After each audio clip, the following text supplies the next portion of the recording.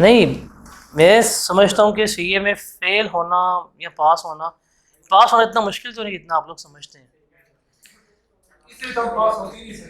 नहीं, the thing is that कि आप लोग ना बड़े नॉन सीरियस हैं अपनी लाइफ के साथ। अदरवाइज सीए में पेपर पास करना बिल्कुल ही मुश्किल नहीं है। इससे कहना सही बात है, इससे जाके फिर आगे नहीं पढ़ना। देखिए, आप लोगों की लाइफ में एक चीज़ की कमी है। अगर आप अपनी लाइफ में जिस दिन अडॉप्ट कर लेंगे आपकी लाइफ सीधी हो जाएगी, एंड दैट इज डिसिप्लिन। आप लोगों की लाइफ में सिर्फ जो कमी है वो डिसिप्लिन की है। हार्ड वर्क, इस तरह की तमाम चीज़ें जो है वो बाद में मैटर करती हैं। The first thing which matter is discipline. हम लोग डिसिप्लिन नहीं है। जैसे डिसिप्लिन आपको कहता है कि जी आपने ये काम करना है, रोज़ इस टाइम करना ही करना है, वट एवर बारिश है जो भी है, आप लोग नहीं करेंगे ऐसे ही। इस बार या जब भी हो जिंदगी में भी कभी भी आपने कामयाब होना होगा ना, डिसिप्लिन बहुत मैटर करते हैं। ये समझ आई मुझे जाके जब मैं बाहर गया पाकिस्तान से। उनकी लाइफ में और हमारी लाइफ में जो सबसे बड़ा डिफरेंस है ना, वो डिसिप्लिन के, वो डिसिप्लिन है। अब वहाँ पे अगर आपने कमिटमेंट की ना 8 बजे आने की, 8 का मतलब 8 है, वो 8 5 टॉलरेट नहीं करते। आपने जो वादा कर लिया वो आपको करना पड़ेगा। टॉलरेट कोई चीज़ नहीं करते। इश्यूज हैं बता दो, माफ़ी मिल जाएगी। लेकिन अगर आपका जो डिसिप्लिन उन्हें मेंटेन करके दिया हुआ है, अगर आप उसको फुलफिल नहीं करते, आप उनके लिए जस्ट टिश्यू पेपर है। आपको वो उसी वक्त निकाल देंगे, वो उस चीज़ के ऊपर नहीं बर्दाश्त करते। और पाकिस्तानियों की लाइफ में डिसिप्लिन ही नहीं है, अनफॉर्चुनेटली। अभी तो आप लोग यहाँ पे हैं, स्टडी लाइफ में चिल कर रहे हैं, यहाँ पे आपके ऊपर कोई जिम्मेदारी नहीं है। आप पे जिम्मेदारी पड़नी है आगे जाके, जब आप आर्टिकल्स में जाएंगे। आर्टिकल्स नहीं मिलते सबसे पहले आपको। कहेंगे जी आपके एफ टी एस क्या है, ये हैं, निकल जो। रेफरेंस था, उन्होंने मुंह नहीं लगाना आप लोगों को, कितने पुराने हो गए हैं, हम किसको रेफर करें। तो अव्वल तो आपको आर्टिकल्स नहीं मिलने, क्योंकि जो आपके हालात चल रहे हैं, जितने नॉन सीरियस चल रहे हैं आप, अगर आर्टिकल्स मिल भी गए ना, तो उस फॉर्म का बेड़ा गर्क हो जाए कि ये इनको आर्टिकल्स दे दिए। नहीं नहीं है, ऐसी बात नहीं है। लेकिन आर्टिकल्स की लाइफ के बाद आपकी असल लाइफ स्टार्ट होनी है, जहाँ पे आपने असल मैनेजमेंट सीखनी है। अभी आप लोगों के पास ना फुल टाइम है, आप स्टूडेंट्स हैं, आपके पास 15 घंटे हैं, 12 घंटे हैं पढ़ने के लिए।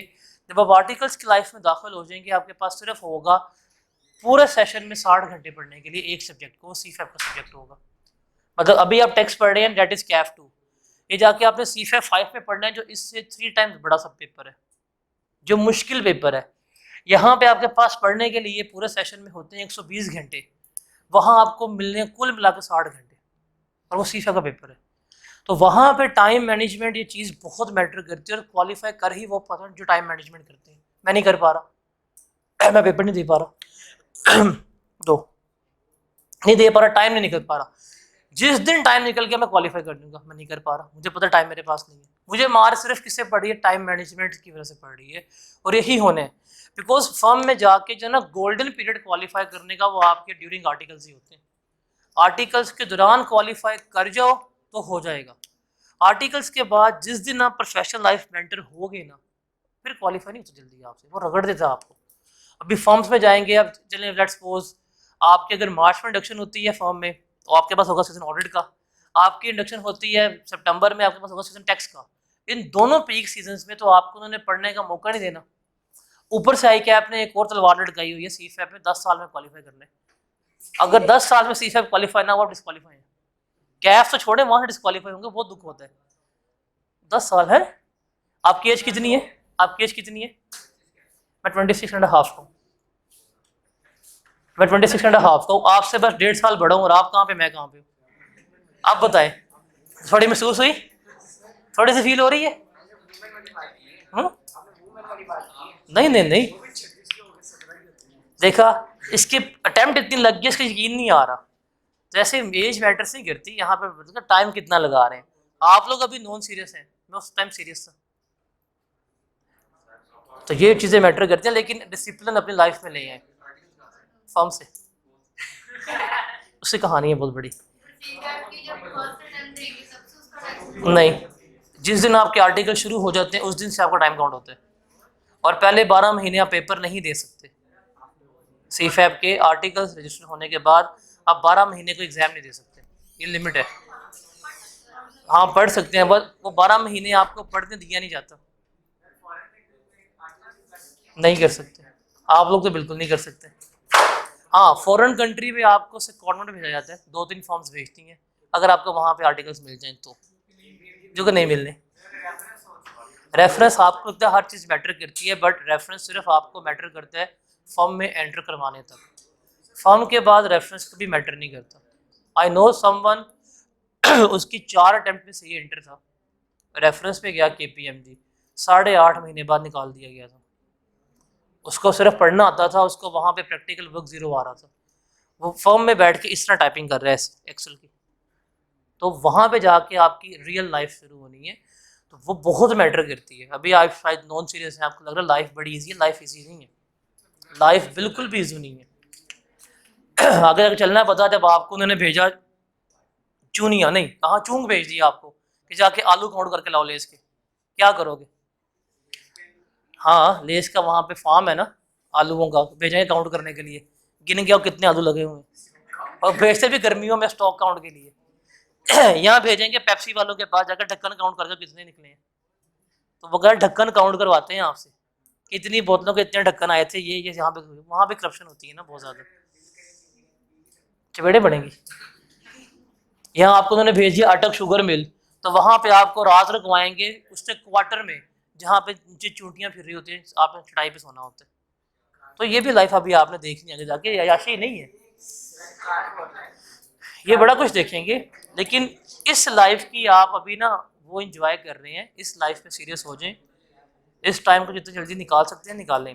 पेपर पास करना मैं फिर कहता हूँ मुश्किल नहीं है, you just need a discipline in your life. आपने इस टाइम पढ़ने बैठना है, इतना पढ़ना है और रोज़ पढ़ना है, आप वो नहीं कर पा रहे। आप लोगों के लिए स्टडी होती है सेकंड प्रायोरिटी के ऊपर, पहली प्रायोरिटी कोई और होता है। चीज़ की बात करो, इंसान की बात नहीं कर रहा। तो आपकी प्रायोरिटीज अभी चेंज है। अल्टीमेटली क्या होगा, एक अटैम्प्ट और लग जाएगी, दूसरी अटैम्प्ट और लग जाएगी, लेकिन इसके बाद ICAP डिस्क्वालिफिकेशन में बड़ा स्ट्रिक्ट हो जाएगा। आप लोगों को शायद पता नहीं है कि एज ऑफ नाउ हर बच्चे के ऊपर तलवार लटक रही डिस्क्वालिफिकेशन की। स्प्रिंग 2022 के बाद तो हर एक के पास 4 साल थे, ठीक है, जिसके पेपर थोड़े कम रह गए तो उसके पास 6 months into multiply number of papers था। 1 साल का उसने रिलैक्स किया ICAP ने अगले साल तक, उसके बाद उसने डिस्क्वालीफाई करना ही करना है आप लोगों को। तो आपके ऊपर ये भी तलवार है, आपको ये नहीं पता आप कितने फैक्टर्स के साथ CA में एंटर हुए हैं, अगर आप इसको भी वेस्ट कर गए ना तो फिर होनी बड़ी बुरी है, disqualification and all this type of thing. ICAP वहाँ पे आपको रिलैक्स कभी नहीं करने वाला। अभी तो सिर्फ आप ग्रुप A के टेक्स्ट के पेपर में 4 अटेम्प्ट लगवा के बैठ गए हो, अभी तो ग्रुप B पूरा पड़ा हुआ है, वहाँ क्या करोगे? ऑडिट में क्या करोगे? MFA में क्या करोगे? R2 में क्या करोगे? चले मर मर के CA एंटर कर भी गए, CFAP में क्या करोगे? CFAP में क्या करोगे? आप लोगों से कंपनी लॉ नहीं होता, बिजनेस लॉ नहीं होता, वहां पे कॉर्पोरेट लॉ कैसे करोगे? कॉर्पोरेट लॉ में आपने 26 लॉस पढ़ने हैं, याद करने हैं, याद करने हैं, कहाँ से करोगे? CFAP के 10 साल होते हैं, हर 2 माह बाद लॉ चेंज हो जाते हैं। ओपन बुक से कभी पेपर पास नहीं होता ICAP का, ये सबसे बड़ा फैक्ट है। 1 साल में पेपर तुम्हारा कैफ का पास नहीं हो रहा, वो हो जाएगा। तुम्हें 1.5 साल हो गया CFAP का कैफ का टैक्स देते हुए, ये हो जाए पास? तो फिर थोड़ी ना अपने अंदर डेवलप करें सीरियसनेस। अब देखिए मैं गाइड कर रहा हूँ, आपस में लगी हुई है ये। हाँ जी, पढ़ाई की बातों से बाल में उंगली डालनी होती है, ये पढ़ाई की बातें हो रही है। मैं सब कुछ देख रहा होता हूँ, मैं सब कुछ, जब मैं यहाँ पे होता ना खड़ा, हर चीज नजर आ रही कौन क्या कर रहा होता है, वैसे इग्नोर कर रहा होता हूँ, अलग बात है। फिर मैं कुछ कहूँगा आप जाएंगे नीचे, सर वुमेन कहते हैं। अब मैं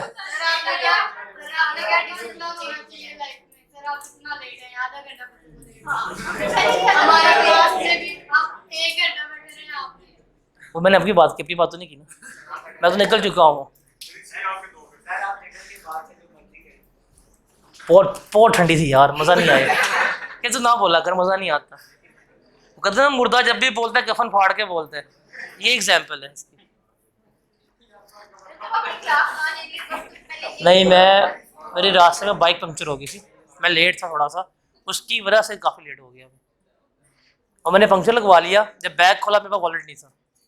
अब मैं वहाँ पे फिर गया पैसे कहाँ से लेने हैं, उससे कहा ले ले, ऑनलाइन ट्रांसफर से वो नहीं लिया, फिर वॉलेट मंगवाने में टाइम लग गया ज़्यादा।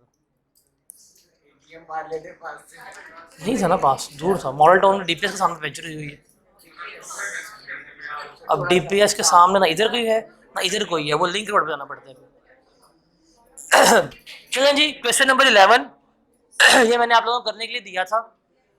2 सवाल सिर्फ मैंने दिए थे करने आप लोगों ने, और दोनों आप लोगों ने नहीं किए हुए और दोनों गलत किए होंगे। चलें क्वेश्चन नंबर 11 अगर आपका हो गया तो इसको डिस्कस कर लेते हैं, इसमें कोई प्रॉब्लम तो नहीं है, वो भी देख लेते हैं।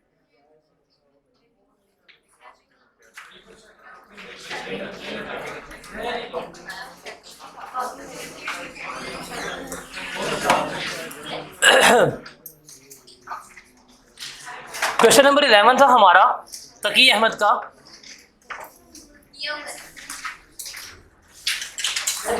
इसको हमने डिस्कस किया था, बट ये कैफ का one of the best question है जो उसने अभी तक पूछा है एडजस्टमेंट वाइज।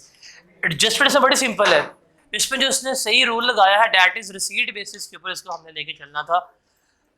रिक्वायरमेंट है इसकी, हमने इसकी टोटल इनकम, टैक्सेबल इनकम और नेट टैक्स पेएबल वगैरह जो है वो कैलकुलेट करना है। सवाल हमने उसे रीड कर लिया था, रीड करने की जरूरत है इसको दोबारा, इसको एक दफ़ा रीड करें फिर इसको सॉल्व करते हैं। मैं स्टार्ट करूंगा अदर इन्फॉर्मेशन से जो उसको सेकंड लाइन में गिवन की है, इसको एक दफ़ा रीड कर लें तसल्ली से, इसको फिर सॉल्व करते हैं।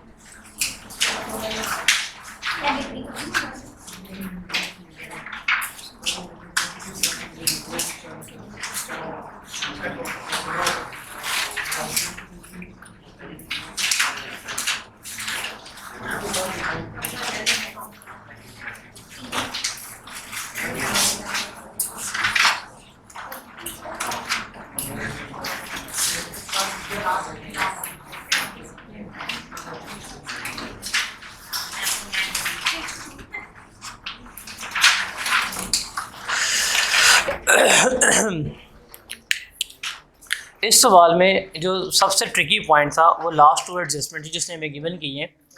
पहला है कि सैलरी जो है वो हर अगले महीने की 10 तारीख को ट्रांसफ़र होगी, और उसने कहा है कि 1 जुलाई से आपके सैलरी में इंक्रीमेंट जो है वो मैंने लगा दी है। इस 2 पॉइंट की वजह से हमारी कैलकुलेशन में थोड़ा सा क्या आएगा, चेंज आएगा। इसने हमें जो सैलरी वगैरह गिवन की है डैट इज़ फ्रॉम 1 जुलाई के यकम जुलाई से हमारी सैलरी कितनी हो गई है, 40,000 बेसिक सैलरी हो गई है, कन्वेंस अलाउंस 40,000 हो गया है, और मेडिकल अलाउंस जो है वो भी कितना हो गया है, 44,000 हो गया। इसने हमें गिवन की है। अब जिसने हमें आखिरी तो बातें गिवन की है ना, उसकी वजह से हमारी थोड़ी सी कैलकुलेशन चेंज हो जाएगी। अब वो हमें क्या बात कह रहा था कि हर महीने की सैलरी अगले महीने की 10 तारीख को क्या होगी, ट्रांसफ़र होगी। अब टैक्स ईयर मेरा कौन सा है, ये शुरू हुआ 1 जुलाई 2022 को और ख़त्म होगा जाके हमारा 30 जून 2023 को। अब इसमें मंथ्स हमारे पास आएंगे जुलाई, अगस्त, सितंबर, अक्टूबर, नवंबर,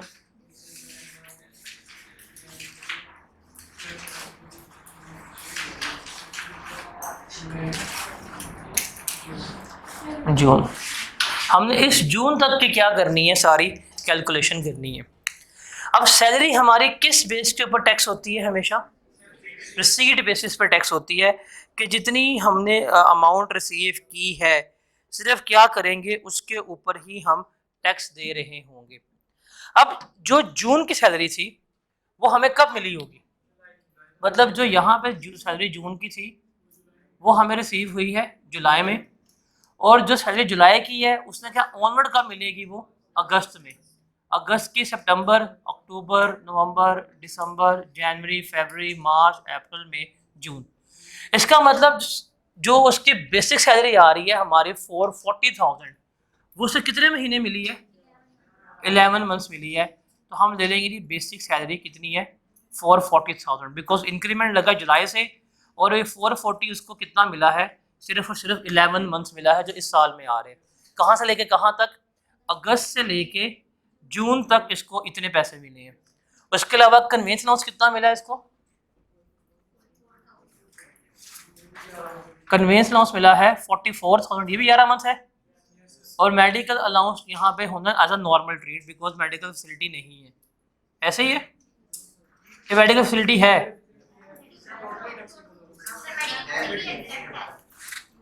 मेडिकल फैसिलिटी है, मेडिकल अलाउंस भाई वही लिखा लड़ क्यों रहा है, ये आ गया। अब हमने 11 महीने की इनकम जो है वो इसकी क्या कर ली, यहाँ पे रिकॉर्ड कर ली है। एक महीने की इनकम जो है वो हमें निकालनी है, वो कौन सी, जो जून के इसके पैसे जुलाई में मिले थे। इसने कहा है कि ये जो इनकम है इसमें 10% इंक्रीमेंट शामिल है। इसका मतलब ये 440 जो है ये 10% इंक्रीमेंट के बाद है। इसको 1.1 पे डिवाइड कर लें तो आपके पास क्या जवाब आ जाएगा, ये वो पैसे हैं जो जून के थे, इसे कब रिसीव हुए हैं, जुलाई में, इंक्रीमेंट के बाद। तो आप इसमें ऐड कर लें, कितने बन जाएंगे, 4 lakh. Same as with conveyance, ये कितना हो जाएगा 40,000, और ये भी कितना हो जाएगा 40,000। इसको सम करें कितनी बनती है सैलरी इसकी,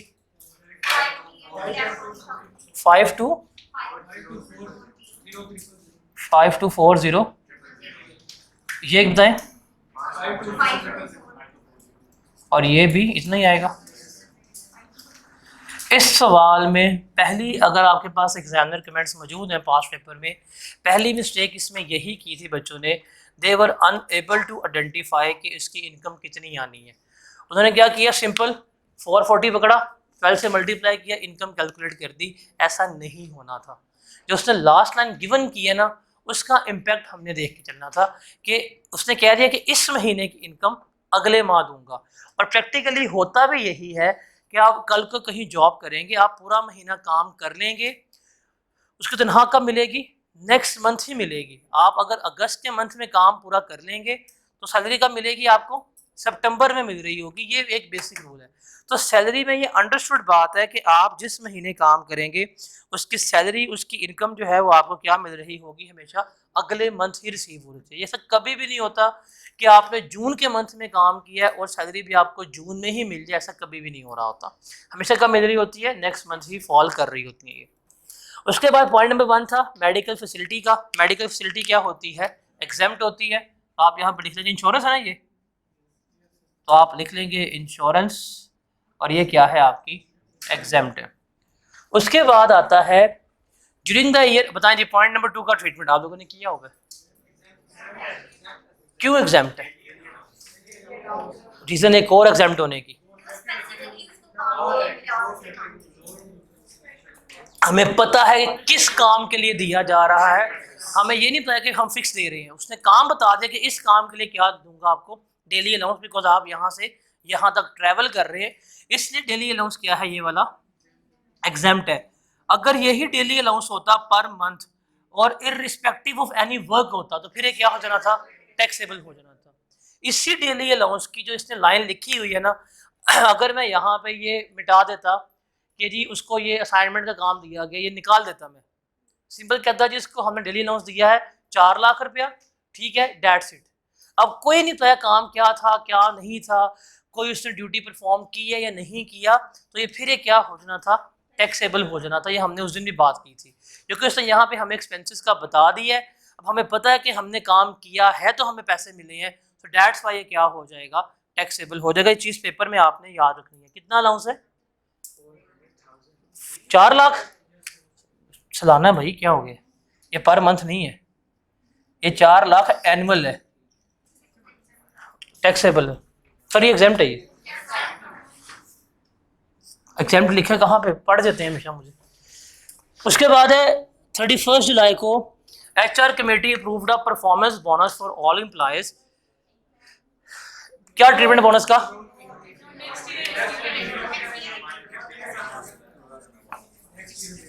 बोनस का ट्रीटमेंट कोई नहीं। अगर पेपर में एग्जामिनर कभी रीजंस पूछ लेना कि कोई चीज़ जो आप डिसअलाउ कर रहे हैं, जो ट्रीट नहीं कर रहे, उसकी रीजंस क्या, तो लिख के आनी है। अभी तो आजकल वो रीजंस नहीं पूछ रहा, पास्ट पेपर जो है थे 15 से पहले वाले 16 से पहले वाले, उसमें वो न्यूमेरिकल्स में रीजनिंग मांगता था कि अगर आपने कोई चीज़ एग्जाम्प्ट की है बताया रीज़न क्या है, तो रीज़न बतानी पड़ेगी आपको। नीचे नोट्स लिखते हैं आप हमेशा। चलो आपके पास है तो सही, लड़ गई क्या हो गया। उसके बाद adjustment number 5, during the year ही received 1 lakh for attending board meetings, no tax was withheld. तो हम क्या ले लेंगे यहाँ पे, बीओडी मीटिंग फी ले लेंगे, कितनी ऐड कर लेंगे। अब इस सवाल में जो सबसे इंपॉर्टेंट एडजस्टमेंट है वो 4 है। कहता जी ऑन 31 मार्च 2023, 31 मार्च 2023 को in recognition of completion of 25 years of his services, उसकी सिल्वर जुबली कंप्लीट होने के ऊपर, इसका भी यौम तकबीर था, the board of directors approve to waive the outstanding amount of loan. Past paper में 2 सवाल ऐसे हैं जहां पे उसने आउटस्टैंडिंग लोन की बात की है।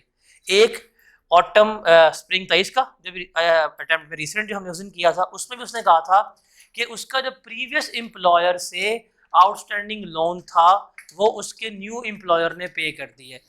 और यहाँ पे भी क्या है, बात हो रही है आउटस्टैंडिंग लोन की। जब आउटस्टैंडिंग का वर्ड आ जाएगा ना, तो हमने देखना है कि उस डेट के ऊपर लोन कितना पेएबल है वो हमने लेके चलना है। आउटस्टैंडिंग का मतलब है उस डेट के ऊपर मेरा लोन कितना पेएबल है, हमने उसको काउंट करना है।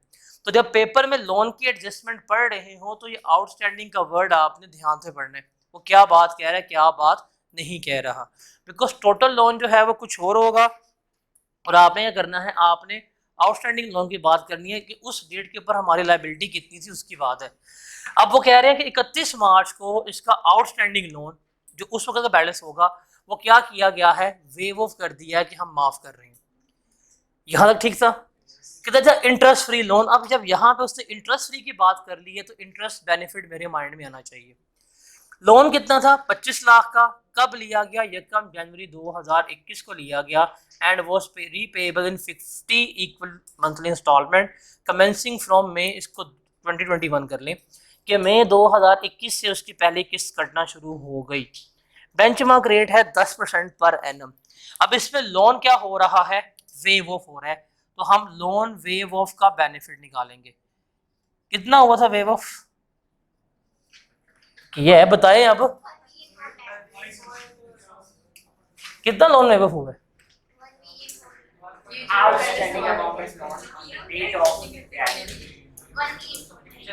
कितना लोन वेव ऑफ हुआ है। चलें अब इस तरह की एडजस्टमेंट है ना, पहले देखें कि लोन उसको किस साल दिया है। टैक्स ईयर 2021 आ गया, फिर टैक्स ईयर 2022 आ गया, फिर टैक्स ईयर 2023 आ गया। आपने लोन कितने का लिया था, 25 लाख का। अब टैक्स ईयर 2021 में आपने 2 अमाउंट जो है वो रिपे की है। पहली मई में गई, फिर कब गई, जून में। तो किस्त कितनी, 50,000 पर मंथ थी ना, तो 1 लाख रुपया आपने रिपे किया टैक्स ईयर 2021 में। टैक्स ईयर 22 से पहले जो आपका ओपनिंग लोन था वो 24 लाख था। फिर टैक्स ईयर 22 में आपकी 12 किस्तें गई हैं, कितना गया, 6 लाख, वो भी आपने लेस करवा दिया। आपका टैक्स ईयर 23 में ओपनिंग बैलेंस कितना था, 1.8 मिलियन। अब टैक्स ईयर 23 की बात करते हैं कि टैक्स ईयर 23 जिसमें आपका ये लोन माफ किया गया, इसमें कितनी इंस्टॉलमेंट्स गई हैं। देखें, जुलाई में पैसे कटे, अगस्त में कटे, सितंबर, अक्टूबर, नवंबर, दिसंबर, जनवरी, फरवरी, मार्च के एंड पे फैसला कर दिया कि हम आपका लोन माफ कर रहे हैं। इसका मतलब जब मार्च की उसकी सैलरी मिल रही होगी उसमें ये लोन के पैसे हम एडजस्ट नहीं कर रहे, बिकॉज सैलरी कब मिलनी है, मार्च की, अप्रैल में मिलनी है, और 31 मार्च को फैसला कर दिया है हम इसका लोन क्या कर रहे हैं, वेव ऑफ कर रहे हैं। इसका मतलब यहां तक के पैसे आए, कितने आ रहे पैसे, 8, तो कितने पैसे बनते हैं, 4 लाख। तो 2023 में मार्च से पहले पहले इसने 4 लाख रिफंड कर दिया हुआ था, रिमेनिंग कितना रह गया, 1.4 मिलियन। जिस दिन बोर्ड ऑफ मीटिंग बैठ के फैसला कर रही थी कि हमने आपका लोन माफ करना है, उस दिन कितना लोन आउटस्टैंडिंग था, 1.4 मिलियन का। ये सारा का सारा माफ कर दिया है, ये सारा आपका बेनिफिट है, सारा क्या हो जाएगा, आपकी इनकम में ऐड हो जाएगा। Is that clear? ये क्लियर है?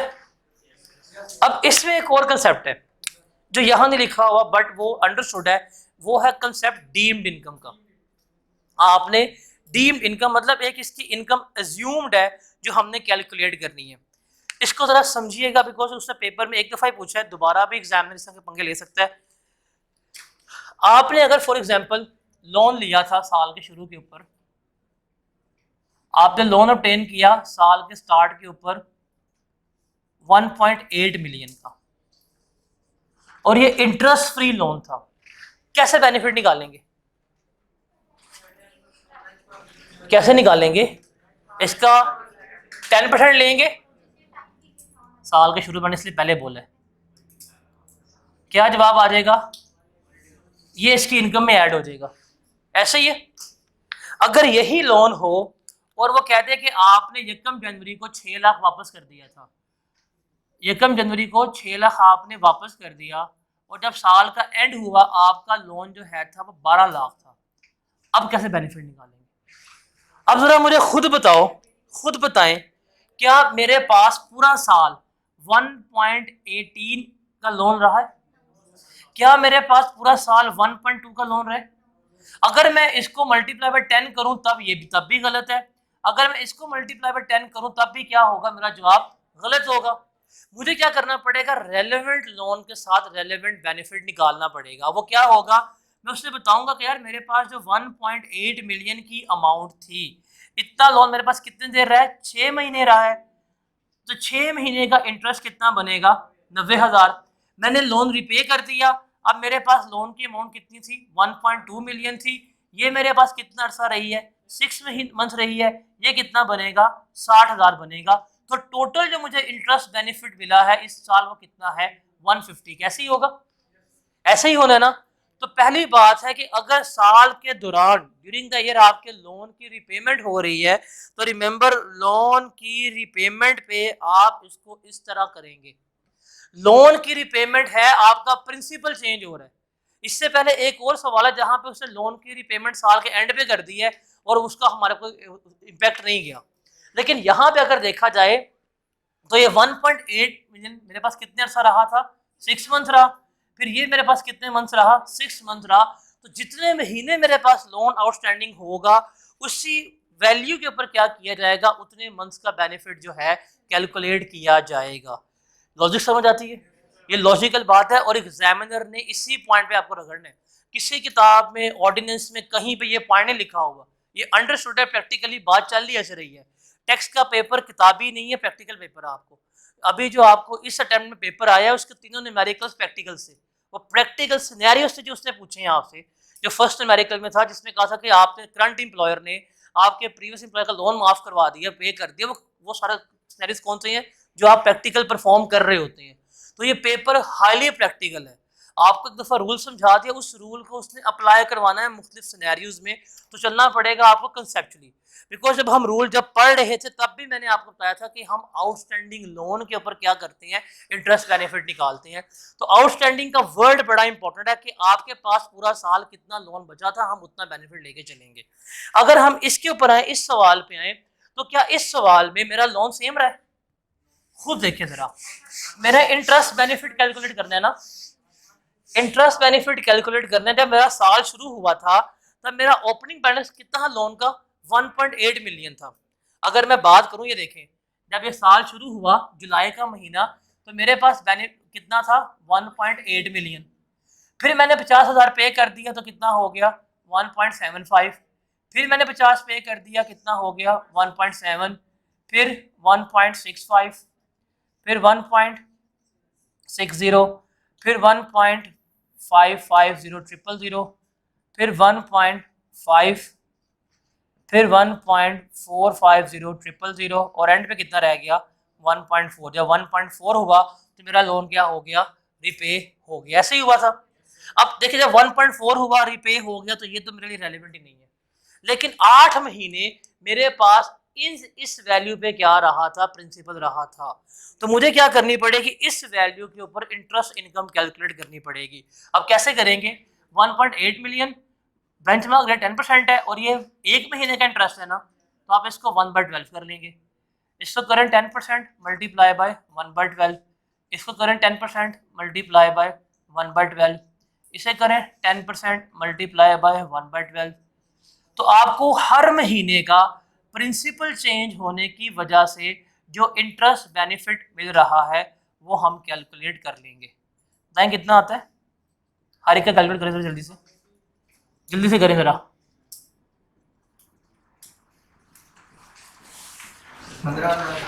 जल्दी कर ले, पहले पेपर इकट्ठा लिख लो पेपर पे, और पेपर से लिख ले मामा हीर दिया।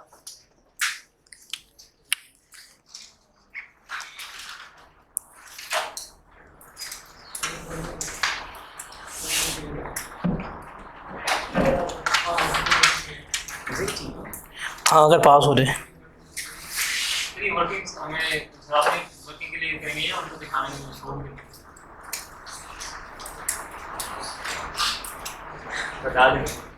पहले लिख।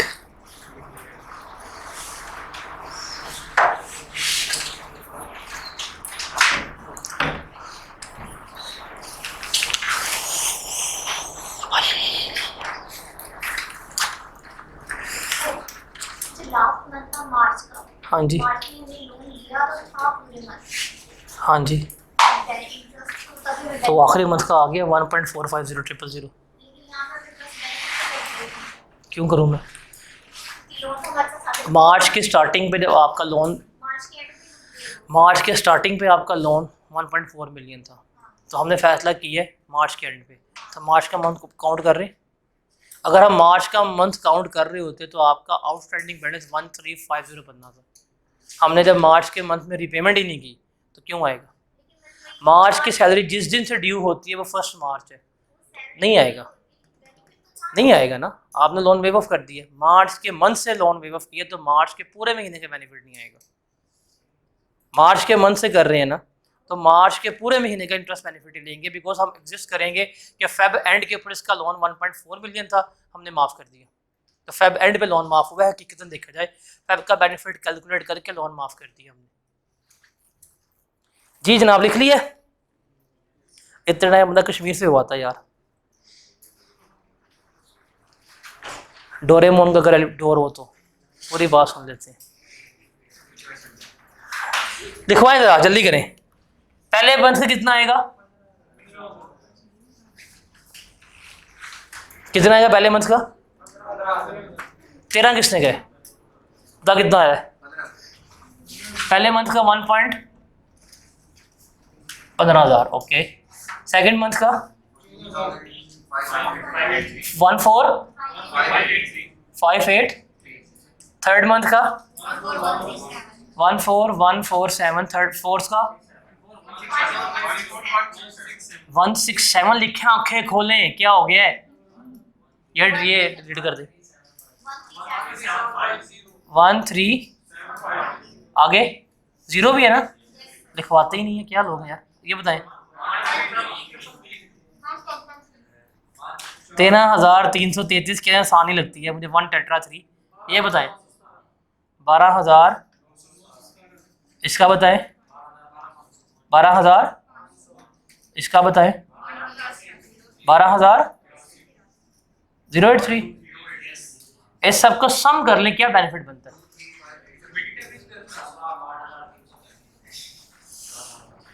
दस लाख कैसे बनता है, किस तरह से? ह्यूमन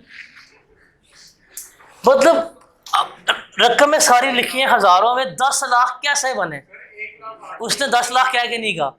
अब मुसलमान की एक ज़बान, दूसरा बंदा बेईमान।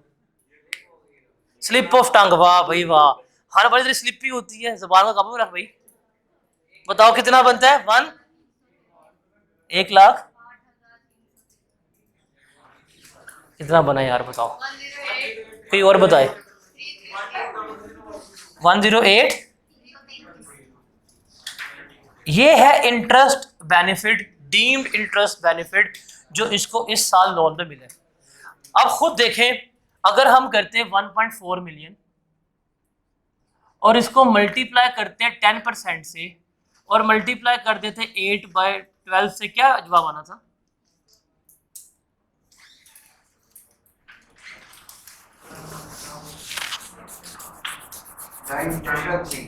कितना 9?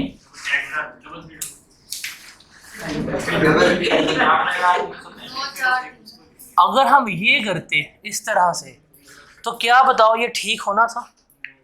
क्योंकि इस पे इस तरह का मतलब क्या है कि मेरा पूरा साल जो बैलेंस था वो कितना रहा है, वो इतना रहा है, और बाकी जो है वो इतना। ये गलत चीज़ है।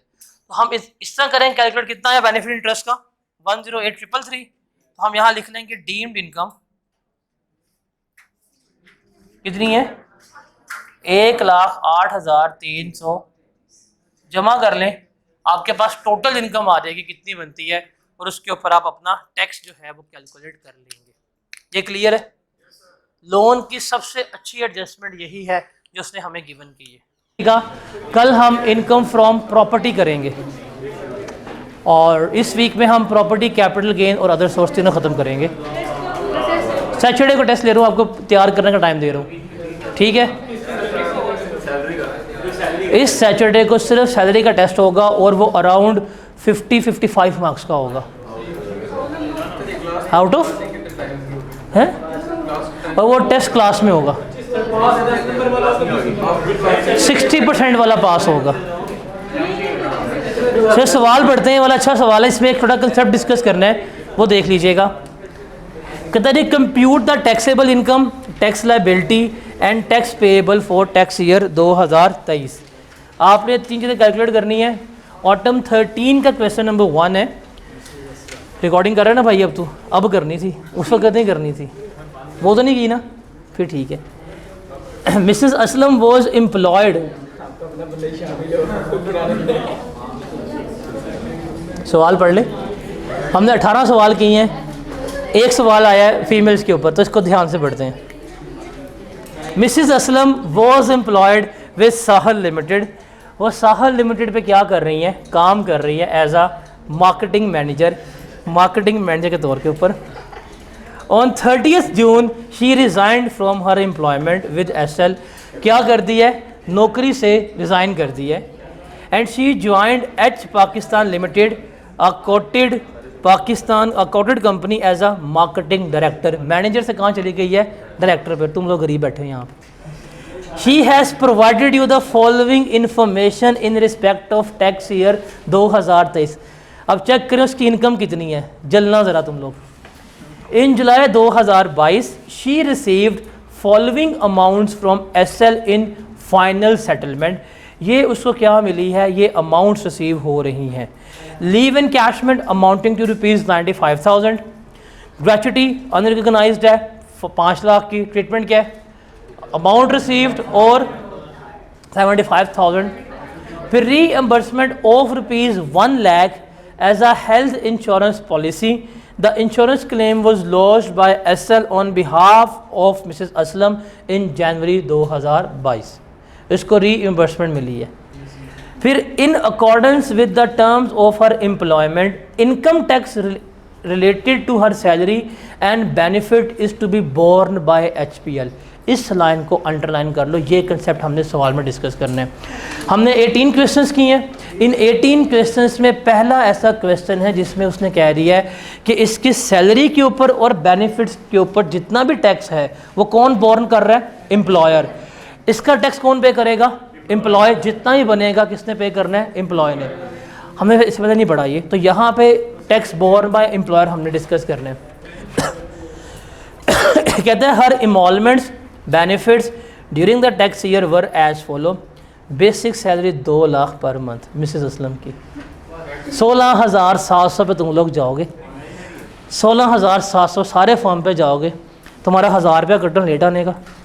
पी फंड के तुम्हारे पैसे कटने, तुम्हें नेट इनकम मिलने 14,000 रुपया।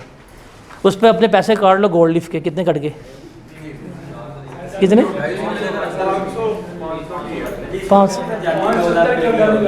तो भाई वो देखो, वो खातून 2 लाख पे बैठी हुई है और तुम वुमेन को कहते हो मीम्स के ऊपर जाके। शर्म करो, कवर नहीं मारना अपने ऊपर। सैलरी कितनी है बेसिक? 2 lakh per month. आपके पीएम कितनी नहीं होती? हमारे तो फिर भी 16,000 बच जाएगा 500 की रबी लेके।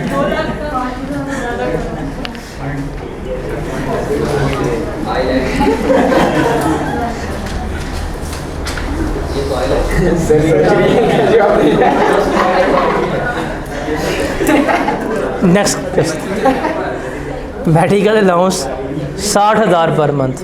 आप मेकअप यहाँ शामिल कर सकते हैं मेडिकल अलाउंस में। Rent free accommodation with annual letting value 4,80,000। Travelling allowance 50,000 per month. 60% of the amount was spent in the performance of official duties. Travelling allowance 50,000 per month. 60% of the amount was spent in official duties. आता हूँ मैं इस point पे ज़रा। Provident fund eight 10% of basic salary and equal amount was contributed bye HPL। Okay, फिर under N employee share scheme Mrs Aslam was awarded 5,000 shares in HPL on 1 January 2023। Under the scheme she was not allowed to sell the shares. Shares कौन से हैं? Restricted shares हैं। 31 मार्च तक और उसने 1 मई को सारे के सारे शेयर्स जो हैं वो बेच दिए। उसने हमें फेयर वैल्यू गिवन किया इन शेयर्स की ये।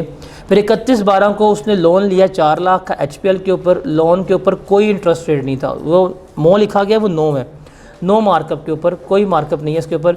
और प्रिस्क्राइब बेंचमार्क रेट 10% है। एंड पे है she won the best executive employee award of HPL and receive a laptop having a fair market value of 1 lakh. ये तमाम बेनिफिट हैं उस खातून के। करें कैलकुलेट, पूरी ज़िंदगी बेटा 1 साल के हैं, तेरी पूरी लाइफ दिख नहीं यहाँ पहुँचते पहुँचते। करें कैलकुलेट जल्दी से। हाँ भाई स्टार्ट करें, मुझे बताएं इसकी टोटल सैलरी कितनी आती है, ताकि हम tax borne by employer calculate करें। आपके पास 10 मिनट है।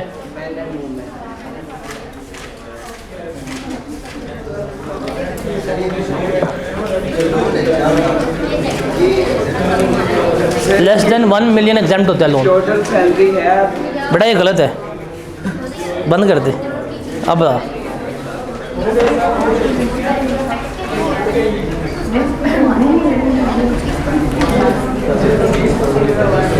अरबी की ना बड़ी मशहूर कहावत है, एक अरबी की बड़ी मशहूर कहावत है, 2 ख़वातीन उस वक्त चुप होती है जब उसमें से एक फोत हुई हो।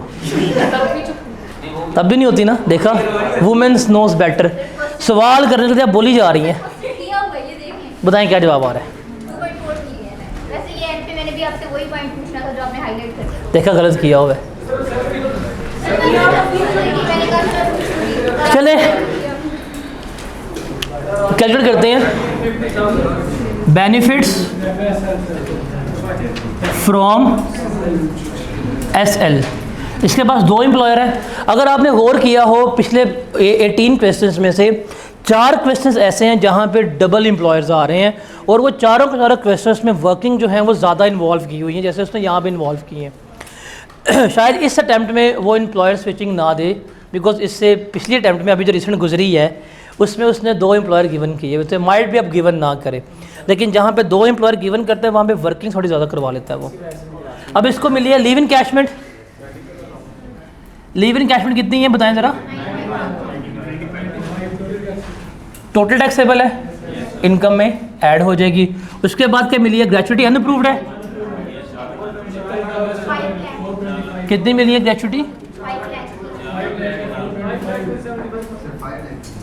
5 लाख में से लेस करवा दें आप, रिमेनिंग कितना बचा है? ये क्या हो जाए, तो मैंने रिमेनिंग ही लिख रहा हूँ, क्या हो गया? 4,25,000 ऐड हो जाएगा। और क्या मिला इसको? Medical reimbursement,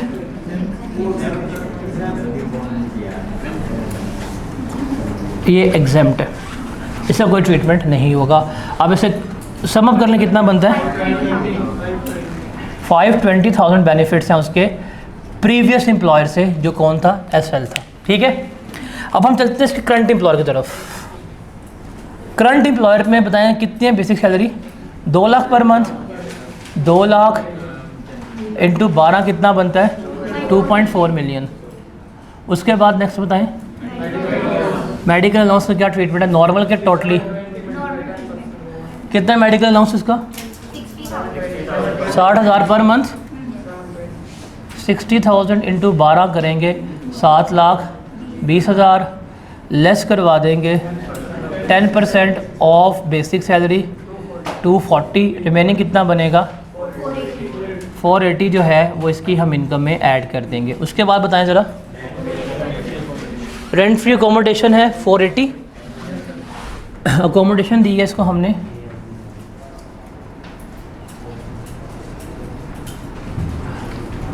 45% of basic salary कितना आता है बताएं, 1 million। और फेयर मार्केट वैल्यू कितनी है 480, हम हायर लेते हैं, हायर कितनी है 1080, तो ये क्या होगी इसकी इनकम में ऐड हो जाएगी। उसके बाद बताएं ज़रा, ट्रैवलिंग अलाउंस क्या करना है,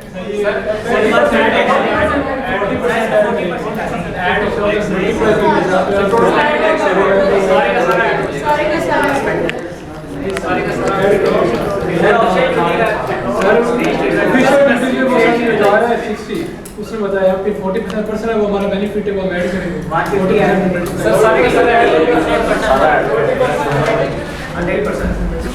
यार ह्यूमन है, लाइन पढ़ क्या लिखी है हैं? क्या पढ़ी है लाइन? हम 2 दिन से बात कर रहे हैं ना कि अगर मुझे एक्सपेंसेस का पता होता या वन टाइम अलाउंस होता तो मैं एग्जाम्प्ट कर देता, या मुझे पता एक्सपेंसेस कितने हैं और क्या अलाउंस वन टाइम है, कितना मिल रहा है पर मंथ मिल रहा है, तो भाई ये टैक्सेबल है। कितना है ट्रैवलिंग अलाउंस?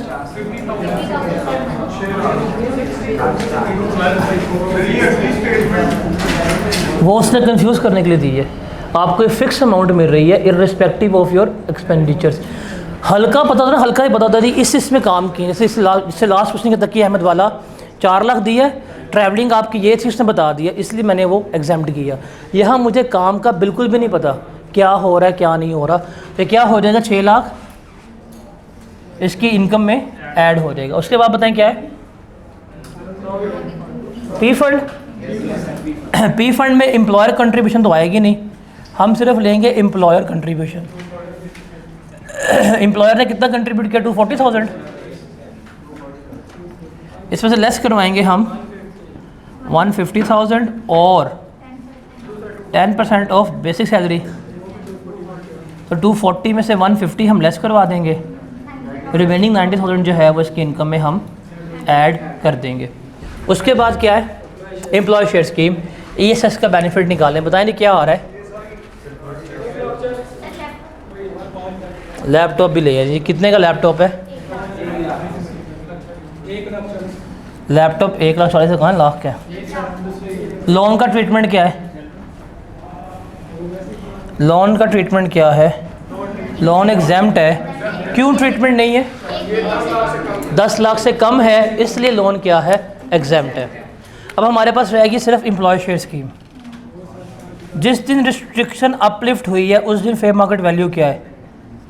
देखिए उसने बताया है कि रिस्ट्रिक्शन अपलिफ्ट हुई है 31 मार्च को और उस दिन फेयर मार्केट वैल्यू 28, कितने शेयर से 5,000, तो 28 इंटू 5,000 कितना बनता है 114 के 40 140। कॉस्ट कितनी थी आपकी?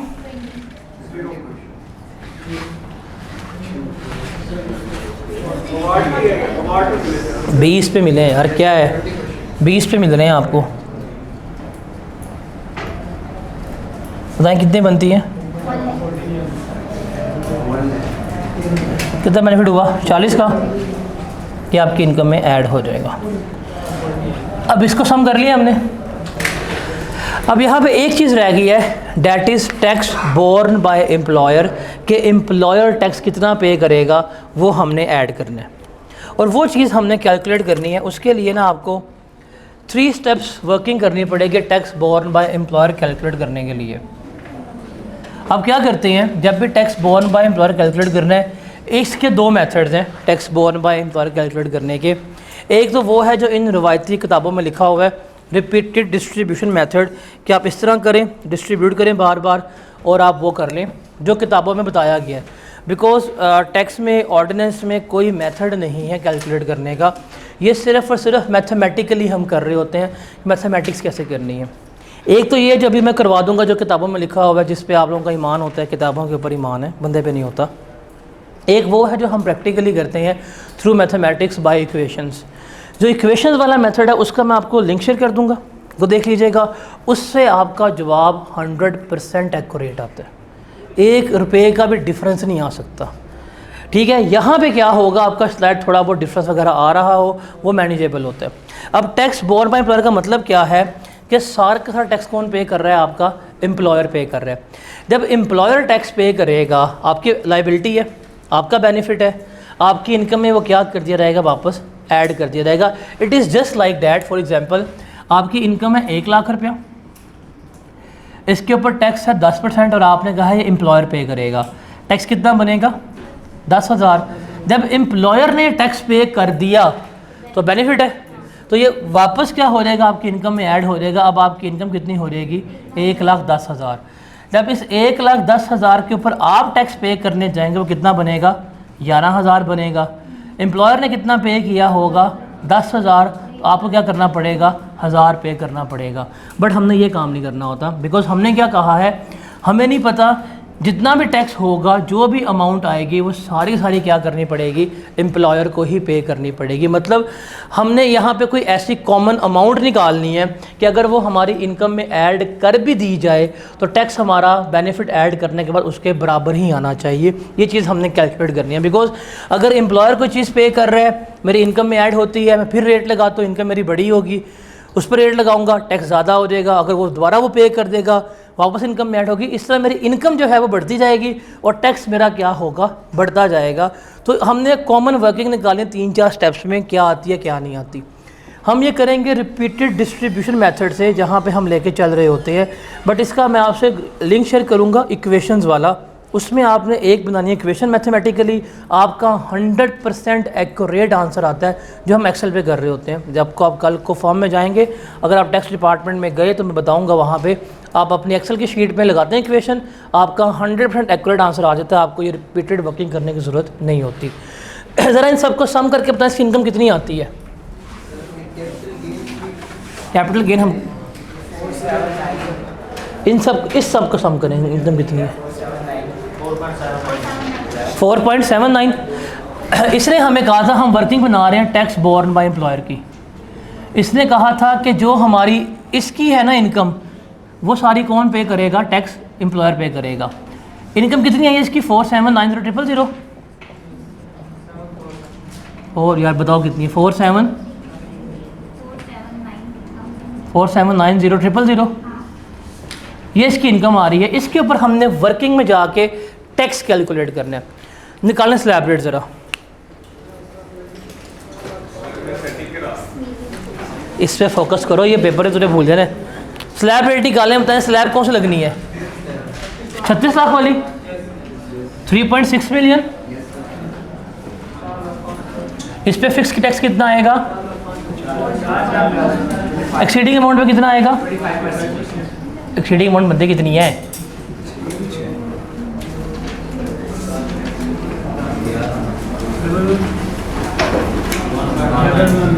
डबल 19 कितना बनता है,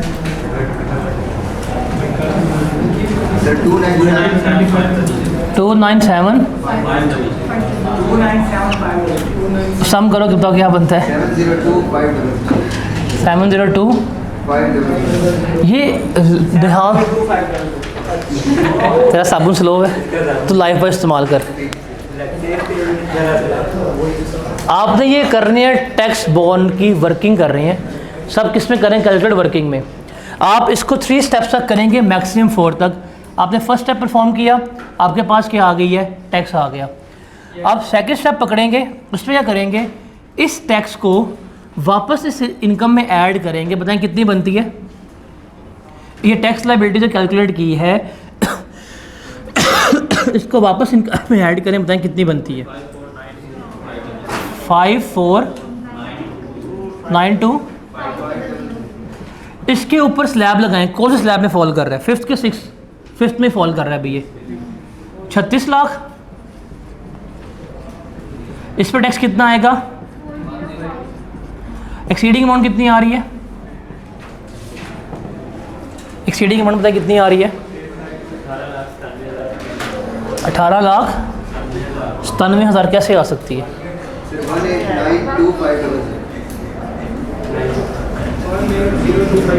18। ओ भाई क्या कर रहे हो यार, पागल हो। 18,925 इसका लेम 25% क्या आते हैं? 473,125। इसको ऐड करें क्या जवाब आता है? 878। आपके पास टैक्स आ गया। सेकंड स्टेप में आपने इसको दोबारा पकड़ना है, इस टैक्स को जो सेकंड स्टेप में आया इसको उठा के वापस अपनी इस इनकम में ऐड करने। बताएं क्या आती है इनकम थर्ड स्टेप पे? 566,825। इससे बस दोबारा स्लैब लगा लें, यही वाला स्लैब चेंज नहीं हो रहा, बस आप ये देखना स्लैब चेंज ना हो रहा हो। 4,05,000। एक्सीडिंग अमाउंट कितनी आ रही है इसकी?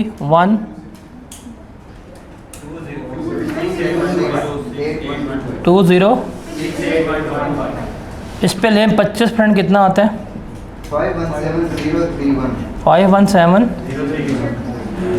जमा करें क्या आता है? 922,031। 3 स्टेप्स में हो गया। अब मैक्सिमम जाना हो तो आप एक और स्टेप पे जा सकते हैं, डैट इज़ 4 स्टेप। उससे जाना आपने वर्किंग पे नहीं जाना। आप इसको पकड़ेंगे 922,031 के ऊपर, तसल्ली के लिए आप वापस ऐड करें। बताएं क्या बनता है? 5712। स्लैब लगाएं 36 लाख का।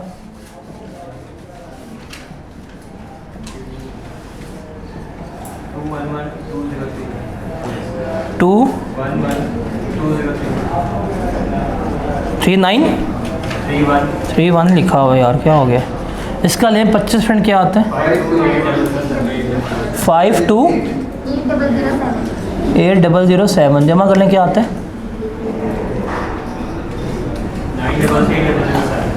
9,33,000। अगर आप देखिए, जब हमने ध्यान से जब हमने फर्स्ट स्टेप में किया टैक्स ये आया, सेकंड में किया ये आया, डिफरेंस क्या था? ज़्यादा था। थर्ड में गए ये हो गया। जब हम 4th स्टेप पे गए हैं डिफरेंस हमारा क्या हो गया? मज़ीद कम नहीं हो गया। माइट भी अगर हम 5th स्टेप में वर्किंग करें तो 5th स्टेप का आंसर और ये आंसर दोनों क्या आ रहे हो? बराबर आ रहे हो। लेकिन पेपर में आपने मैक्सिमम 4 स्टेप तक ही करना है। ये 4 स्टेप के बाद जो आंसर आ गया ना, ये वाला 9,33,007, ये क्या होगा? आपका बेनिफिट होगा। आप क्या कर देंगे? इसको अपनी सैलरी में ऐड कर देंगे। टैक्स बोर्न बाय एम्प्लॉयर में 9,33,007, इसको जमा करेंगे, आपके पास आ जाएगी टोटल इनकम। और जब टैक्स निकालेंगे तो यही जाकर टैक्स लायबिलिटी में आप वहाँ पे रिड्यूस कर देंगे। तो इस तरह से क्या करना है? आपने इसको कैलकुलेट करना है। ये है जो इन किताबों में सिखाया गया है। आज से पुराना मतलब तरीक़ेकार बाबों के ज़माने के, जब वो मैनुअल ऐड करते थे।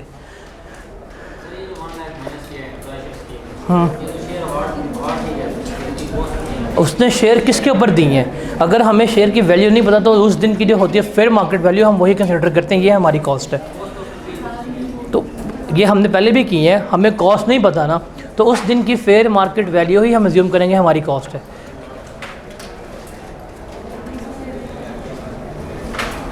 हाँ जी बोले, गलती है ना?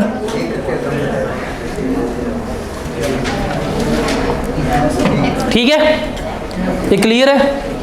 मैं आपको इसका सेकंड शेयर करूंगा मेथड, वो है इक्वेशंस बनानी है आपने। उससे आपका जवाब 100% एक्यूरेट आता है, उसमें कभी भी कोई गलती नहीं होती। तो वो आप लोगों ने देख लेना। क्या टाइम हो गया?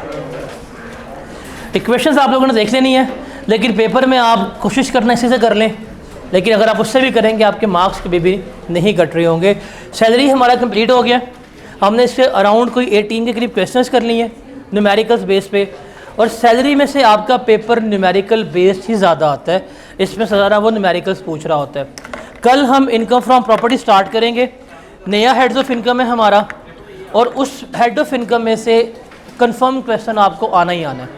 तो कल शुरू करेंगे, माइट भी कल ही ख़त्म हो जाए वो, तो इंशाल्लाह कल मिलते हैं इनकम फ्रॉम प्रॉपर्टी के साथ।